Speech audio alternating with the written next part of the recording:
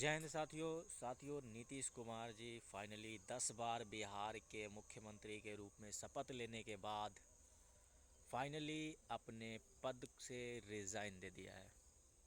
सवाल बहुत से आ रहे हैं लोगों के माइंड में, मीडिया रिपोर्ट्स की माने तो बहुत सी बातें चल रही है, लेकिन सवाल वही उठता है कि क्या ये नीतीश चाचा का मास्टर प्लान है या तो फिर उन पे किसी प्रकार का दबाव। प्रश्न बहुत से हैं, लेकिन जो भी प्रश्न हो, सबसे पहले हम बात करेंगे जो विभिन्न मीडिया रिपोर्ट्स भी बता रही हैं कि आखिर ऐसा क्या कारण था, ऐसी क्या सिचुएशंस आ गई कि सीएम साहब को 20 सालों के बाद सीएम जो कुर्सी है वो छोड़ना पड़ा। देखिए, सबसे पहला कारण तो यही है, नीतीश कुमार का सपना। भाई सारे लोगों का, सबका सपना होता है, उसी प्रकार से माननीय नीतीश कुमार जी का भी एक सपना था कि वो संसद के दोनों सदन और विधानमंडल के दोनों सदन का सदस्य बने। तो वो विधानमंडल, विधानसभा और विधान परिषद जो कि बिहार के लिए सदस्य तो थे, भाई देख ही रहा है। इसके साथ ही संसद में लोकसभा का ये सदस्य रह चुके हैं, राज्यसभा का सदस्य इन्हें बनने का मौका कभी नहीं मिला। तो एक तो है उनका सपना जो कि सारे सदनों का सदस्य बनने का उनका शुरू से ही था। अच्छा, दूसरा कारण ये बताया जा रहा है कि भाई उनका जो बेटा है, उनका बेटा जो निशांत कुमार है, उनका पॉलिटिक्स में एंट्री कराना। ऐसा विभिन्न मीडिया रिपोर्ट्स का मानना है कि नीतीश कुमार इस फैसले के द्वारा एक मास्टर स्ट्रोक खेल चुके हैं। अपने बेटे को पॉलिटिक्स में ना सिर्फ लाएं, साथ ही साथ बिहार का उप सीएम, डिप्टी सीएम का पद भी उन्हें दे दिया जाएगा, है ना। जैसा कि बातें चल रही है, जैसा कि मीडिया रिपोर्ट्स बता रही हैं कि जैसे ही सीएम साहब कुर्सी छोड़ करके राज्यसभा जाएंगे, वैसे ही उनके सुपुत्र निशांत कुमार को बिहार का डिप्टी सीएम बना दिया जाएगा। यह है मास्टर स्ट्रोक, ठीक है। अब हम लोग बात करते हैं कि ये जो पितृ जो क्या बोलते हैं, ये जो उत्तराधिकार का जो मामला था, उत्तराधिकारी का जो मामला होता था, सिर्फ लालू परिवार पे ही लगता था।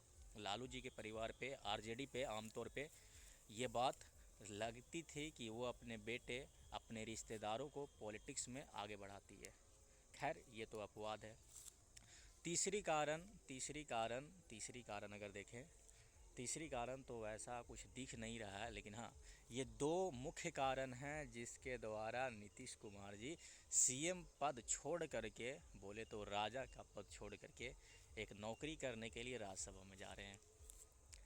अब हम लोग बात करने वाले हैं इसका इफ़ेक्ट, इसका इम्पैक्ट क्या पड़ेगा बिहार के पॉलिटिक्स पे, बिहार के जनता पे। तो सबसे पहला तो यही पड़ेगा, उनके द्वारा चलाई गई विभिन्न नीतियाँ। आप सभी जानते हैं नीतीश कुमार पिछले 2 दशकों से, 20 सालों से बिहार के सीएम रहे हैं, और अभी तो 1 साल भी नहीं हुआ उन्होंने रिज़ाइन दे दिया है। देखिए, सबसे बड़ा इफ़ेक्ट पड़ने वाला है इनकी नीतियाँ, जो इनकी सुशासन की सरकार के रूप में जो जाने जाते हैं, सुशासन की जो इनकी नीतियाँ थी, जो रास्ते पे चल रहा था ये गवर्नमेंट, उस पे इफ़ेक्ट पड़ सकता है। क्योंकि यहाँ पे 2 सिनेरियो देखने को मिलेगा। पहला तो अगर नीतीश कुमार जी के चहेते कोई बनते हैं, भले ही कोई और सीएम बने, और यदि नीतीश कुमार जी के चहेते कोई सीएम बनेंगे तो नीतीश कुमार के जो बताए गए कदम हैं, जो नीतीश कुमार जैसा गाइड करते हैं, जैसा सोचते हैं, उसी आधार पे आगे बढ़ेगा, है ना। दूसरा सिनेरियो ये बनता है, जो कि सबसे ज़्यादा संभावना है, कि बीजेपी की सरकार, अच्छा वहाँ से भी आएगी, लेकिन नीतीश कुमार के अगर विचारों को आगे बढ़ाएगी तो सही रहेगा। लेकिन दूसरा जो बनता है वो है नीतीश कुमार के विचारों से विपरीत। तो अगर विचारों से विपरीत बनती है सरकार, तो पूरी तरीके से सुशासन की जो सरकार है वो वास्तविकता दिखेगी या तो फिर रील टाइप की दिखेगी, वो तो समय ही बताएगा। अगला जो इम्पैक्ट पड़ने वाला है वो पड़ने वाला है ऑपोजिशंस पार्टी पे। आप सभी जानते हैं, जब तक चचा भतीजा का यहाँ पे बिहार में शासन रहा, तब तक खूब चचा भतीजा मिल करके बिहार के विकास, जो भी थोड़ा मोड़ा जो भी हुआ या जितना हुआ, दोनों मिल करके साथ खड़े होकर के किए, है ना। एक आध दो अगर ऐसा मैटर एक्सेप्ट छोड़ दिया जाए तो, ठीक है, हमेशा साथ में खड़े होकर के बिहार के विकासात्मक कार्यों को आगे बढ़ाएं, भले ही ज़मीनी स्तर पे वो ना दिखा हो। पहला ये। दूसरी बात यहाँ पे ये आ रही है कि क्या सरकार बदलेगी, जब सरकार यहाँ पे किसी और पार्टी की आएगी तो क्या वही सिलसिला जारी रहेगा। जो अपोनेंट जो है, जो अपोजिशन की पार्टी है, जो बिहार की सबसे बड़ी पार्टी भी कही जाती है आरजेडी की पार्टी, क्या ये वही समर्थन, वही साथ जैसे पिछले सरकार में दिया करती थी, क्या दे पाएगी, या विचारों का मार होगा, है ना।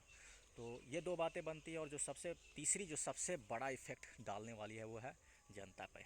जनता की बात ये है साथियों, जनता की बात ये है कि जिस सीएम साहब का चेहरा देख करके बिहार की जनता ने भरोसा जताया और फिर से उन्हें सीएम पद के लिए चुना, वो सीएम 4 से 5 महीने के भीतर अपना पद छोड़ करके वो दिल्ली जाने को है। और ये कहाँ तक बिहार की जनता को भाएगी। क्या ऐसा नहीं हुआ, मतलब क्या वो सोचती है, कहीं ऐसा तो नहीं सोचती है कि उनके भावनाओं के साथ खिलवाड़ हुआ है ना। बाकी उनके नेता तो पूरा कुर्सी उर्सी तोड़ ही रहे हैं। जनता का क्या रिएक्शन रहता है वो देखने को मिलेगा और ये बड़ा मज़ेदार होगा।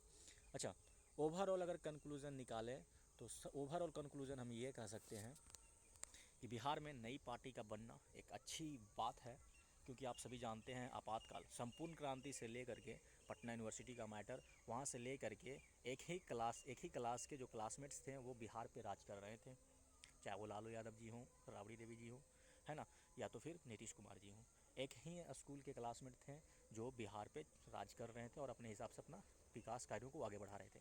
लेकिन ऐसा इतिहास में पहली बार होगा कि बिहार में कोई अलग पार्टी आएगी आफ्टर 80s, है ना। तो एक अच्छा दिख रहा है कि हो सकता है बिहार के विकासात्मक कार्य में रियलिटी दिखे, रील से आगे बढ़ करके रियलिटी दिखे, वास्तविकता दिखे, है ना। हम लोग इसी आस के साथ खड़े हैं। बाकी नीतीश कुमार जी के इस फैसले का क्या इफ़ेक्ट होता है, इसका क्या प्रभाव पड़ता है, ये कहाँ तक ये वाला विचार, ये वाला फैसला कहाँ तक नीतीश कुमार को ले डुबोती है, ये तो देखना बड़ा ही दिलचस्प होगा, जो दिखेगा 2029 के विधानसभा चुनाव में।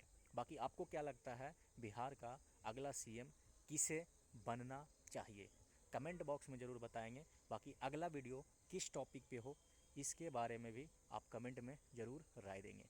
जय हिंद।